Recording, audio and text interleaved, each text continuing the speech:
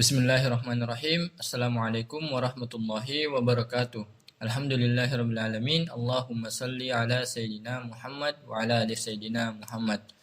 Baik, sebelumnya perkenalkan kami dari kelompok 3 RPL dengan judul proyek kami yaitu pengembangan fitur pencarian ayat dan surah pada aplikasi Al-Quran Indonesia berbasis voice command.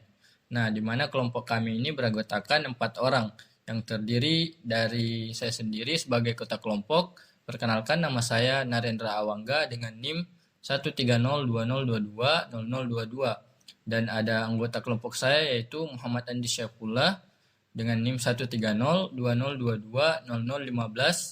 dan ada Muhammad Alif Singgasari dengan NIM 13020220042 dan terakhir ada Nifal dengan NIM 13020220039. Baik, tanpa berlama-lama, langsung saja kita ke presentasinya. Assalamualaikum warahmatullahi wabarakatuh. Baik, saya atas nama Muhammad Andi Saifullah dengan NIM 13020220015.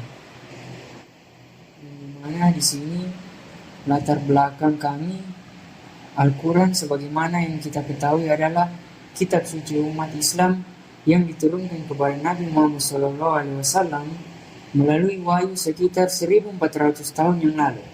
Dapat dilihat betapa banyaknya orang muslim yang bersemangat dalam mempelajari dan menghafal Al-Quran.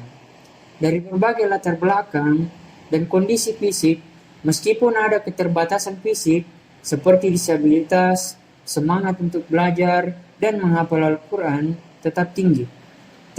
Terkait teknologi, meskipun ada banyak aplikasi Al-Quran berbasis Android yang sudah ada, seperti Al-Quran Indonesia dan Ummah, dan banyak aplikasi lainnya, masih ada kebutuhan akan inovasi. Salah satunya adalah pengembangan aplikasi Al-Quran. Aplikasi Al-Quran audio menggunakan voice command berbasis Android. Dengan sistem speech recognition dan speech to text, hal ini akan mempermudah akses bagi mereka yang ingin menghafal dan mendengarkan Al-Quran saat beraktivitas tanpa harus menyentuh layar ponsel secara langsung. Baik, yang berikutnya rumusan masalah. Yang pertama, apa saja kebutuhan dan tantangan dalam pengembangan aplikasi Al-Quran berbasis Android dengan fitur voice command, terutama dalam mempermudah akses bagi pengguna yang memiliki keterbatasan fisik atau disabilitas. Yang kedua, bagaimana teknologi speech recognition atau pengenalan suara manusia seperti yang ditawarkan oleh Google AIP dapat dimanfaatkan dalam pengembangan aplikasi Al-Quran berbasis Android dengan fitur voice command, dan sejauh mana hal ini dapat memberikan solusi bagi pengguna dalam mengakses Al-Quran dengan lebih efisien. Baik, di sini saya ingin melanjutkan presentasi dari teman saya. Sebelum itu saya ingin perkenalkan diri. Perkenalkan, nama saya Nipal dengan stambuk 13020220039. Jadi, tujuan masalah dari aplikasi Al-Quran Indonesia adalah untuk mengidentifikasikan dan mendalami persoalan-persoalan yang ingin dipecahkan atau ditangani melalui pengembang aplikasi Al-Quran Indonesia yang berbasis Android ataupun iOS dengan fitur terbaru yaitu voice command. Jadi, slide pembahasan kali ini, aplikasi Al-Quran Indonesia adalah aplikasi digital yang memungkinkan pengguna untuk membaca, mendengarkan, menghafal, dan mempelajari Al-Quran secara interaktif melalui perangkat elektronik seperti smartphone ataupun komputer. Aplikasi ini menyajikan teks Al-Quran lengkap dengan berbagai fitur tambahan yang memudahkan pengguna dalam mempelajari konten-konten agama Islam.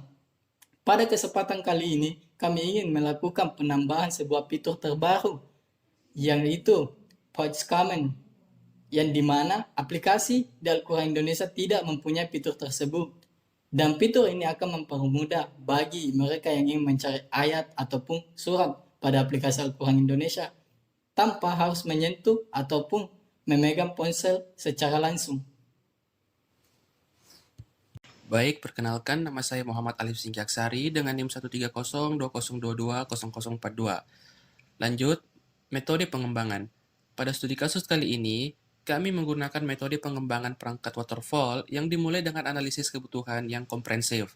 Dalam konteks pengembangan fitur pencarian ayat dan surah pada aplikasi Al-Quran Indonesia berbasis voice command.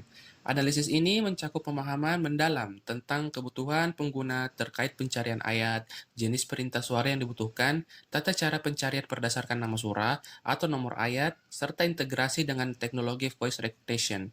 Alasan penggunaan metode waterfall.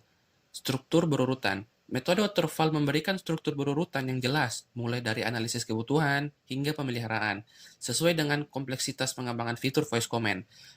Perencanaan yang matang. Memungkinkan perencanaan yang matang terkait tahapan pengembangan, pengujian, dan evaluasi sehingga fitur voice command dapat dikembangkan dengan baik.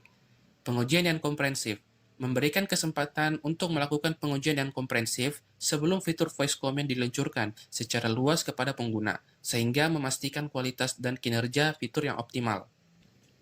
Baik, adapun deskripsi metode pengembangan perangkat lunak waterfall, di mana proses pengembangan ini dipecah menjadi beberapa tahap yang berurutan dan saling terkait.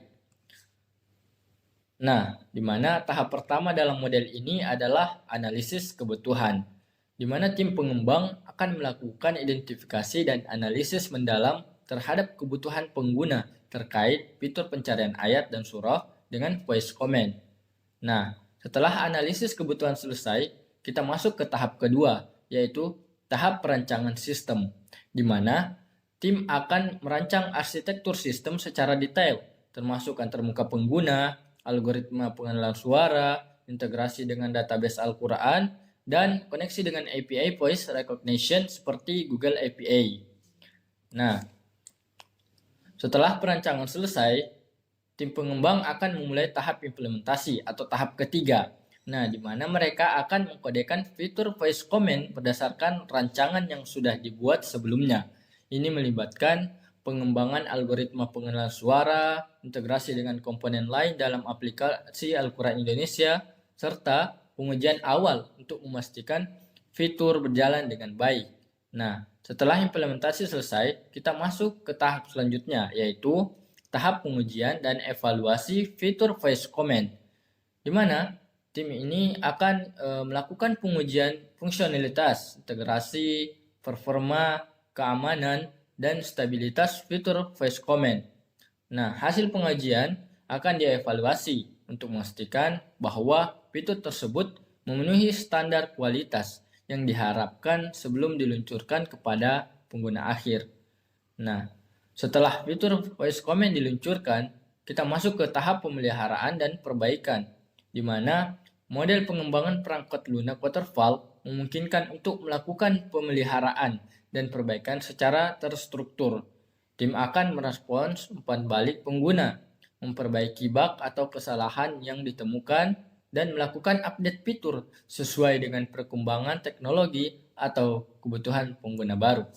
Oke, ini adalah contoh tahapan metode waterfall yang dimana kita menggunakan metode ini sebagai penelitian kita untuk mengembangkan fitur voice command di aplikasi Al-Quran Indonesia. Kesimpulan, Al-Quran merupakan pedoman hidup bagi umat Muslim. Meskipun semangat untuk mempelajari dan menghafal Al-Quran yang tinggi, tantangan terkait jumlah hafiz yang belum memadai di Indonesia menghambat akses dan pembelajaran Al-Quran. Oleh karena itu, pengembangan aplikasi Al-Quran berbasis Android dengan fitur voice command menjadi penting untuk mempermudah akses, terutama bagi pengguna dengan keterbatasan fisik atau disabilitas. Penggunaan teknologi speech recognition seperti Google API diharapkan dapat memberikan solusi inklusif dan efisien dalam mengakses Al-Quran. Metode pengembangan perangkat lunak waterfall dipilih untuk memastikan pengembangan aplikasi ini berjalan sesuai dengan struktur dan efisien. Baik, itu tadi persentase dari kelompok kami, kelompok 3. Terima kasih atas waktu dan kesempatannya telah menyimak persentase kami juga. Sekian dari kami undur diri. Wassalamualaikum warahmatullahi wabarakatuh.